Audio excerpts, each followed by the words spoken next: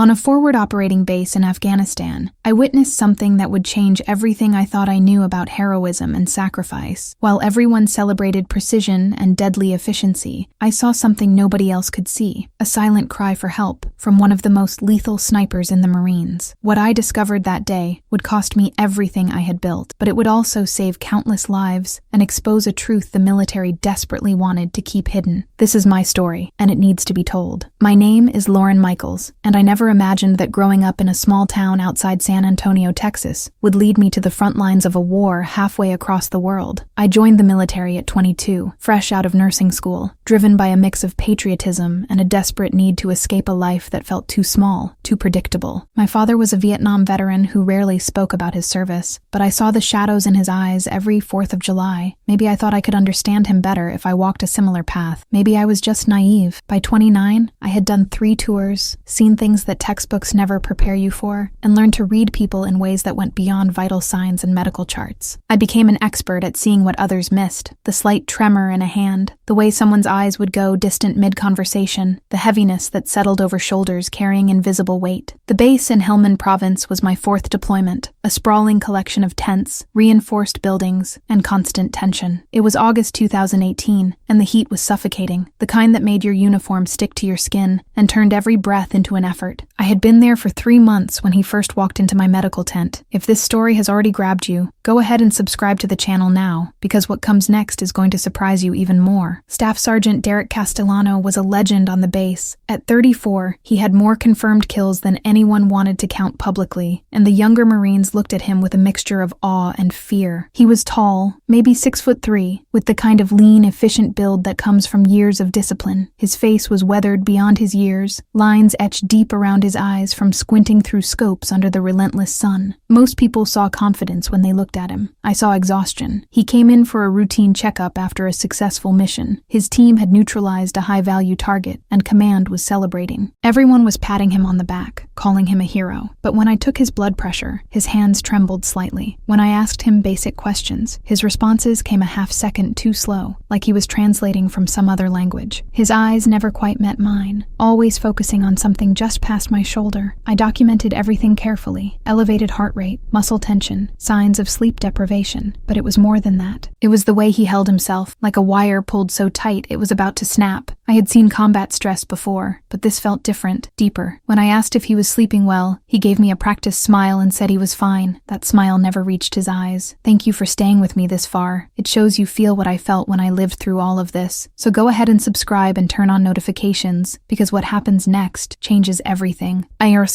It happened on a Tuesday morning during a routine training exercise. I was crossing the base to grab supplies when I heard shouting from the firing range. I should not have been there, but something pulled me toward the commotion. That is when I saw it. Derek was standing at his position, rifle pointed downrange, surrounded by other Marines and 2 officers. Then, in one fluid motion, he lowered the weapon and let it drop. Not fumble, not slip. He deliberately opened his hands and let that rifle fall to the ground. The sound of it hitting the dirt was like a thunderclap in the sudden silence. Everyone froze. For a moment, nobody moved. Nobody spoke. Then the training officer rushed forward, barking questions. Fatigue, they said. Dehydration. Equipment malfunction. They scrambled for explanations that would make sense, that would fit the narrative they needed. But I stood there, 20 yards away, and I saw his face. I saw the relief that washed over him when that weapon left his hands. I saw the way his shoulders dropped, the way he closed his eyes for just a second too long. That was not exhaustion. That was surrender. That was a man who could not pull another trigger, could not look through another scope, could not take another life, even in service of his country. That was someone screaming for help in the only way he knew how. Now I want to hear from you. Where are you watching this story from? Write it in the comments below. It is incredible to see people from so many places following stories like this. And if you are not subscribed yet, hit that button now. You will not want to miss what is coming. I could not let it go. That night, I started asking questions. Quietly, carefully. I spoke to a corpsman who had been on base longer than me, a guy named Martinez who had seen 3 deployments. Over coffee in the mess hall, I mentioned what I had witnessed. His face went dark immediately. He told me to drop it. When I pressed, he leaned in close and said I was not the first person to notice things like this. There had been others, he said, soldiers showing severe signs of post-traumatic stress disorder who were being medicated just enough to function and sent back into the field. Some had broken down completely. 2 had taken their own lives in the past year. Command knew. They had to know. But acknowledging it officially meant medical discharges, investigations, questions about leadership and readiness. It meant despite bad press and congressional inquiries. So they buried it under paperwork and forced optimism. I started digging through medical records I probably should not have accessed. I found patterns. Soldiers prescribed heavy anti-anxiety medications while still on active combat duty. Incident reports that mentioned behavioral changes but were never followed up. Psych evaluations that were rushed through and rubber-stamped. The more I found, the sicker I felt. These were not isolated cases. This was systematic neglect, maybe even intentional cover-up. And Derek was just the latest victim of a system that valued operational readiness over human lives. I filed an official report. I documented everything I had found and submitted it through proper channels to the base medical officer and the chain of command. I thought I was doing the right thing, following protocol, protecting soldiers who could not protect themselves anymore. I was so incredibly wrong about how they would respond. Within 48 hours, I was called into a meeting with my commanding officer and two people I had never seen before. Military lawyers, I assumed. They told me my concerns were noted but unfounded. They said I was overstepping my role, that I did not have the full picture, that combat stress was being handled appropriately by qualified professionals. Then came the threats, thinly veiled as concern. They suggested I was struggling with my own stress, that maybe I needed to take some leave, see a counselor myself. They mentioned how a transfer back to the States might be beneficial for my well-being. The message was crystal clear: shut up or your career is over. I left that meeting shaking with anger and fear. That night I could not sleep. I kept thinking about Derek's face when he dropped that rifle, about the two soldiers Martinez had mentioned who ended their own lives because nobody would help them. I thought about my father and those shadows in his eyes, and I made a decision that would destroy the life I had built, but was the only choice I could live with. I started meeting with Derek secretly. It took 3 attempts before he agreed to talk to me somewhere private, away from the base during off hours. We met behind the supply depot after midnight, surrounded by crates and the constant hum of generators. At first he was defensive, angry even. He told me I did not understand, that I could not understand, but I kept coming back. I told him I was not there to judge or report him, that I just wanted to help. Slowly, over several nights, the wall came down. What he told me broke something inside me. He described missions where he watched targets through his scope for hours, learning their patterns, seeing them laugh with friends, play with children, live their lives. Then he would pull the trigger and erase them. Justified kills, legal kills, necessary kills, but kills nonetheless. He talked about the faces that visited him every night when he tried to sleep, the way his hands shook when he held his weapon, the panic attacks that hit him without warning. He described feeling like a machine, like the human part of him had been stripped away piece by piece with every mission. And the worst part? He told me he was not alone. There were at least 5 others in his unit experiencing the same thing, all of them hiding it, all of them terrified that admitting weakness would end their careers and betray their brothers. The military had created the perfect trap: suffer in silence or lose everything. I found the documents by accident, or maybe it was fate. I was filing paperwork in the administrative office when I noticed a locked cabinet that had been left partially open. Inside were personnel files marked confidential. I should not have looked, but I did. What I found made my blood run cold. Psychological evaluations documenting severe post-traumatic stress disorder symptoms, with recommendations for immediate removal from combat duty, all overridden by command decisions. Prescriptions for powerful psychiatric medications given to soldiers still on active patrol. Incident reports of erratic behavior, emotional breakdowns, even suicide attempts, all marked as resolved with minimal intervention. And then I found the memo. It was from a colonel I had never met, addressed to senior medical staff. It explicitly stated that maintaining operational readiness was the priority, that psychological casualties were to be managed on a case-by-case basis, with preference given to keeping soldiers in theater. The language was careful, bureaucratic, but the meaning was unmistakable. They knew these men and women were breaking, and they chose to look the other way. I photographed everything with my phone, hands trembling so badly I had to take several shots to get clear images. I now had proof of something that went beyond negligence into criminal territory, but I also had a target on my back the moment anyone discovered what I had done. The decision to go public was not dramatic or sudden. It was a slow, painful calculation of what I could live with and what I could not. I spent 3 days barely eating or sleeping, weighing my options. If I stayed silent, I kept my career, my reputation, my future. If I spoke out, I lost everything, but kept my soul. I thought about why I became a nurse in the first place: to help people, to heal, to make a difference. What good was a career built on silence while people suffered? I contacted a journalist I found through careful research, someone known for military investigations and protecting sources. We met off base, in a small town 2 hours away where nobody knew me. I brought printed printed copies of everything I had found, and I told him Derek's story, the patterns I had uncovered, the systematic failure to protect soldiers from invisible wounds. He listened for 3 hours, taking notes, asking questions, verifying details. He told me this would explode, that there would be investigations, congressional hearings, and that I would be at the center of it all. He also told me I was incredibly brave and possibly very foolish. I gave him everything. Then I drove back to base knowing my life as I knew it was over. The article would publish in 72 hours. I had 3 days to prepare for the storm.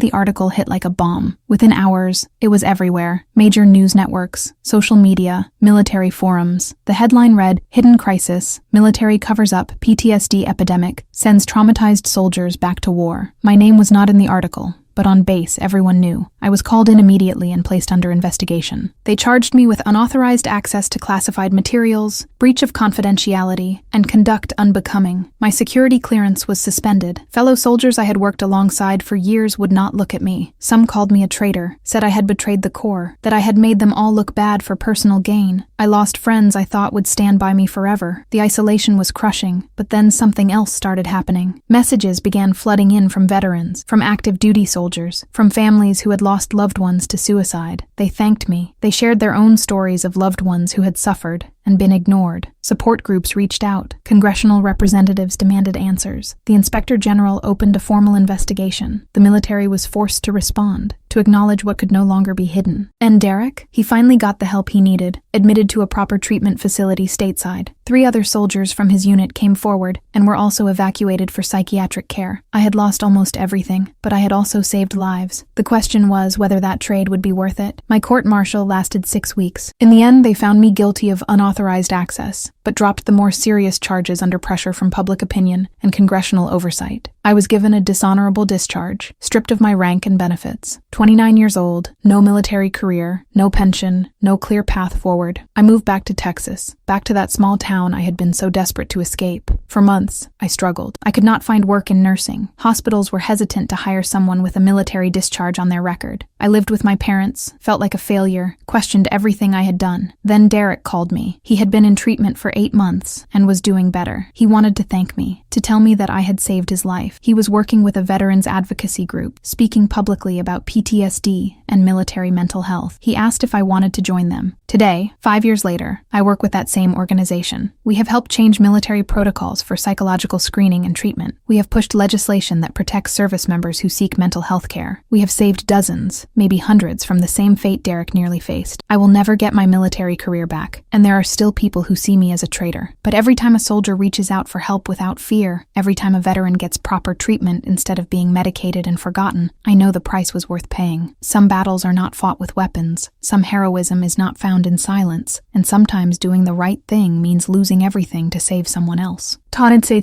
This story makes us question how many other heroes are suffering in silence while the system fails them. How many signs are we ignoring in the people around us? I want to know your opinion about this. Do you think she did the right thing by risking everything? Leave your comment down below. Your perspective matters to me. And if this story touched you in some way, subscribe to the channel to follow more real stories like this one that need to be told. Turn on notifications so you do not miss any story. And do not leave yet. There is a recommended video right here that will show you another incredible case you need to know about. See you there.